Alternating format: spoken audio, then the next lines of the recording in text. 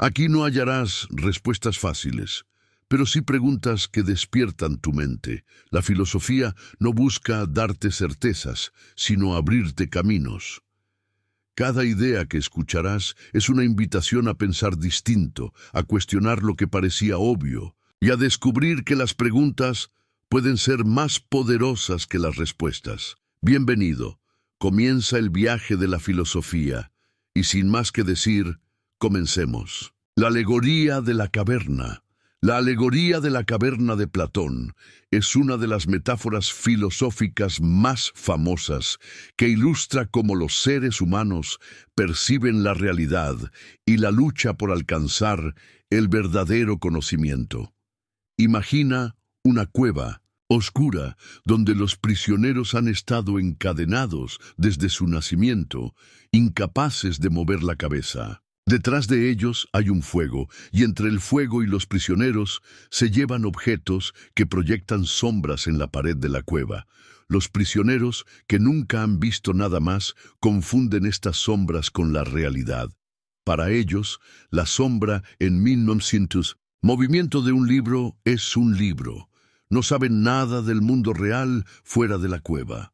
Un día un prisionero es liberado y sacado a rastras. Al principio, la luz del sol lo ciega. Lucha por aceptar que los objetos que ahora ve, árboles, animales, el cielo, son más reales que las sombras, que una vez creyó que eran la extensión total de la existencia.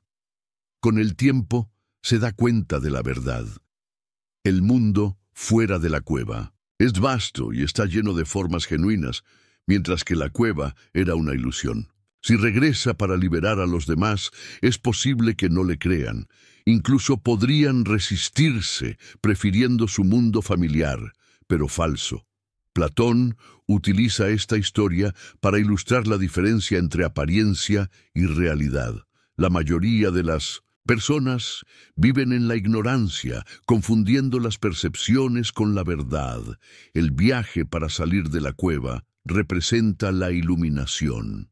Aprender a ver más allá de las ilusiones es un proceso doloroso, pero necesario, que revela que la sabiduría requiere liberarse de creencias reconfortantes pero engañosas.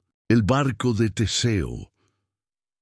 El barco de Teseo es un experimento mental que desafía nuestra comprensión de la identidad y el cambio a lo largo del tiempo. Teseo, un legendario héroe griego, poseía un gran barco de madera. Con el paso de los años, los tablones del barco empezaron a pudrirse, por lo que uno a uno fueron sustituidos por otros nuevos. Al final, se sustituyó cada una de las partes del barco. Surge la pregunta, ¿sigue siendo el mismo barco? Ahora imagina que todas las tablas originales se almacenaron cuidadosamente y luego se utilizaron para reconstruir un barco idéntico. Esto lleva a otra pregunta. ¿Cuál es el verdadero barco de Teseo? ¿El que tuvo sus partes reemplazadas gradualmente o el reconstruido con los materiales originales? Este dilema explora la naturaleza de la identidad. Si algo cambia lentamente, con el tiempo, pero conserva la continuidad, sigue siendo lo mismo. Esto se aplica más allá de los barcos, a las personas, los objetos e incluso la identidad personal. Nuestros cuerpos reemplazan las células constantemente, pero nos consideramos la misma persona a lo largo de décadas. Pero si la identidad está ligada a la continuidad física, cuenta como original una versión reconstruida de algo. El barco de Teseo pone de relieve la fluidez de la identidad. Los filósofos debaten si las cosas siguen siendo las mismas cuando se alteran o si la identidad está ligada a la suma de sus partes en un momento dado. En los tiempos modernos, este experimento mental se aplica a la IA, la clonación e incluso la transformación personal. ¿Cuánto podemos cambiar antes de dejar de ser los mismos? El problema del tranvía. El problema del tranvía es uno de los experimentos mentales más famosos en ética, diseñado para desafiar nuestras intuiciones morales sobre el bien y el mal. Un tranvía descontrolado circula a toda velocidad y por una vía, y si no se hace nada, matará a 5 personas que están atadas a los raíles. Usted está de pie junto a una palanca que puede desviar el tranvía a otra vía, donde solo hay una persona atada. La pregunta es simple, pero profundamente inquietante. Tira de la palanca y provoca activamente la muerte de una persona para salvar a 5, o no hace nada y deja que el tranvía continúe su camino. A primera vista, muchos argumentan que tirar de la palanca es la elección moralmente correcta. Sacrificar a 1 para salvar a 5 sigue un enfoque utilitarista que prioriza el mayor bien para el mayor número. Pero otros argumentan que tirar de la palanca te hace directamente responsable de la muerte de una persona, mientras que no hacer nada significa que no causaste el daño, simplemente permitiste que sucediera. Esto se alinea más con la ética deontológica que enfatiza la moralidad inherente de las acciones en lugar de sus consecuencias. El problema se vuelve aún más complejo con variaciones. Supongamos que en lugar de una palanca se pudiera detener el tranvía empujando a una persona grande desde un puente hacia las vías, utilizándola físicamente como barrera humana. Mucha gente rechaza esto instintivamente, aunque las matemáticas son las mismas, una vida por 5. Esto sugiere que nuestros juicios morales no son puramente lógicos, sino que están moldeados por principios emocionales y éticos profundamente arraigados. El problema del tranvía sigue siendo un dilema ético vital, especialmente en los debates modernos sobre los coches autónomos, las decisiones militares y la ética médica. Determinismo frente a libre albedrío. El debate entre determinismo y libre albedrío es uno de los más antiguos y profundos de la filosofía que ataca el núcleo de la existencia humana. El determinismo es la idea de que cada acontecimiento, incluidas las acciones humanas, está dictado por causas previas. Si el universo funciona como una vasta cadena de causa y efecto, entonces todo lo que hacemos es simplemente el resultado de condiciones previas. Nuestra biología, nuestro entorno, nuestra educación e incluso las leyes de la física. Si el determinismo es cierto, entonces el libre albedrío es una ilusión. Podemos sentir que estamos tomando decisiones, pero esas decisiones ya estaban en marcha mucho antes de que nos diéramos cuenta de ellas. El libre albedrío, por otro lado, sugiere que tenemos una verdadera capacidad de decisión sobre nuestras decisiones. La capacidad de elegir entre diferentes opciones, de cambiar de opinión y de actuar de forma independiente, significa que no somos simplemente productos del destino. Muchos sostienen que sin libre albedrío, conceptos como la moralidad, la responsabilidad y la justicia pierden su significado. Si alguien no tuvo más remedio que cometer un delito, se le puede culpar realmente de ello. Término medio es el compatibilismo, la idea de que el determinismo y el libre albedrío pueden coexistir. Esta perspectiva sugiere que aunque nuestras acciones pueden estar influenciadas por factores externos, seguimos teniendo un nivel significativo de elección. Incluso si ciertos factores determinan nuestras decisiones, seguimos siendo nosotros quienes las tomamos. La ciencia moderna complica el debate. La neurociencia sugiere que nuestros cerebros toman decisiones antes de que seamos conscientes de ellas, lo que sugiere determinismo. Sin embargo, a nivel humano seguimos experimentando la vida como si tomáramos decisiones libremente. La pregunta sigue siendo, ¿tenemos realmente el control o simplemente seguimos un guión escrito por el universo? Angustia existencial.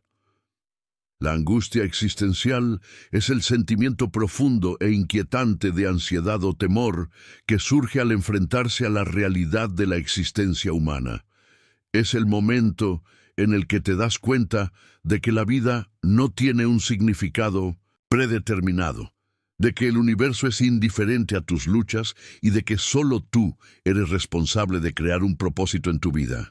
Este concepto es fundamental para la filosofía existencialista, en particular en las obras de pensadores como Søren Kierkegaard, Jean-Paul Sartre y Martin Heidegger. Kierkegaard lo describió como el vértigo de la libertad, la abrumadora comprensión de que, a diferencia de una piedra o un árbol, no estás sujeto a un propósito inherente. Debes elegir tu propio camino, y con esa libertad viene la aterradora responsabilidad de tomar las decisiones correctas. Para Sartre, la angustia existencial o náusea surge cuando nos enfrentamos al absurdo de la existencia. ¿Por qué estamos aquí? ¿Por qué importa algo? Ansiamos la validación externa, pero estamos solos en nuestras decisiones. No hay un plan cósmico que nos guíe, solo el peso de nuestras propias elecciones. Esta constatación puede ser paralizante. Algunos intentan escapar de ella aferrándose a dogmas religiosos, expectativas sociales o distracciones sin sentido. Pero los existencialistas sostienen que la única respuesta verdadera es abrazar la libertad, crear significado a través de una vida auténtica y actuar con plena propiedad de la propia existencia. Aunque la angustia existencial puede ser inquietante, también es liberadora. Nos obliga a dejar de esperar a que la vida nos suceda y, en su lugar, a darle forma activamente. En lugar de ver la incertidumbre de la vida como una maldición, podemos verla como una oportunidad para definirnos a nosotros mismos, para vivir con intención y para hacer que cada momento cuente. Nihilismo. El nihilismo es la creencia filosófica de que la vida no tiene un significado, valor o propósito inherente. En esencia, rechaza la idea de que exista un orden moral objetivo, un plan divino o una verdad última que rija la existencia. Si nada tiene un significado intrínseco, entonces todo, incluida la moralidad, la cultura y las aspiraciones personales, es simplemente una construcción humana. Esta idea fue explorada por Friedrich Nietzsche, quien proclamó: «Dios ha muerto». No lo dijo literalmente, sino que las fuentes tradicionales de significado, religión, moralidad y verdades absolutas estaban perdiendo su poder en el mundo moderno. Con este colapso, la humanidad se enfrentó a una crisis. Sin estas estructuras, ¿dónde encontramos sentido? Para Nietzsche, el nihilismo era peligroso, pero también una oportunidad. Advirtió contra el nihilismo pasivo en el que las personas se hunden en la desesperación y la falta de sentido. En su lugar, abogó por el nihilismo activo, un audaz rechazo de los valores impuestos en favor de la creación de un propósito propio a través de la fuerza y la superación personal. El nihilismo se presenta de muchas formas. El nihilismo moral sostiene que los conceptos de bien y mal son subjetivos y arbitrarios. El nihilismo epistemológico cuestiona si alguna vez podremos saber algo de verdad. El nihilismo existencial, la forma más conocida, afirma que la vida misma carece de sentido. Los críticos del nihilismo sostienen que conduce a la desesperación, al hedonismo o a la inacción. Si nada importa, ¿por qué molestarse en hacer algo? Pero otros lo ven como una oportunidad para la libertad radical. Sin un propósito predeterminado, somos libres de definir nuestro propio camino, de vivir auténticamente y de crear nuestros propios valores. Que el nihilismo sea una maldición o un lienzo en blanco para el significado personal depende totalmente de cómo uno elija responder a él. Solipsismo. El solipsismo es la idea filosófica de que solo existe la propia mente. Todo lo demás personas, objetos, incluso el universo entero, podría ser una ilusión que existe solo dentro de tu conciencia. Si alguna vez te has preguntado, ¿y si yo soy la única persona real y todos los demás son solo una proyección de mi mente? Te has topado con el solipsismo. En esencia, el solipsismo cuestiona si alguna vez podremos saber realmente que algo más allá de nuestra experiencia subjetiva es real. Después de todo lo que percibes, colores, sonidos, sensaciones, existe solo en tu mente como señales neuronales. Nunca has experimentado el mundo directamente, solo experimentas la interpretación que tu mente hace él. Si este es el caso, ¿qué prueba hay de que exista algo externo? Filósofos como Ren Descartes lucharon con este dilema. Su famosa afirmación, cogito, ergo sum, pienso, luego existo, fue un intento de fundamentar la certeza en al menos una verdad innegable. El yo que piensa debe existir. Pero más allá de eso, ¿cómo demostramos la existencia de cualquier otra cosa? Descartes acabó invocando a Dios como garantía de que la realidad no es un engaño. Otros, como George Berkeley, argumentaron que la existencia depende de la percepción. Las cosas existen porque son percibidas, ya sea por nosotros o por un ser superior. El solipsismo es una idea inquietante pero fascinante. Si se lleva al extremo, podría conducir a una forma de pensar aislada y distante. Después de todo, si nada es real, ¿por qué preocuparse por algo?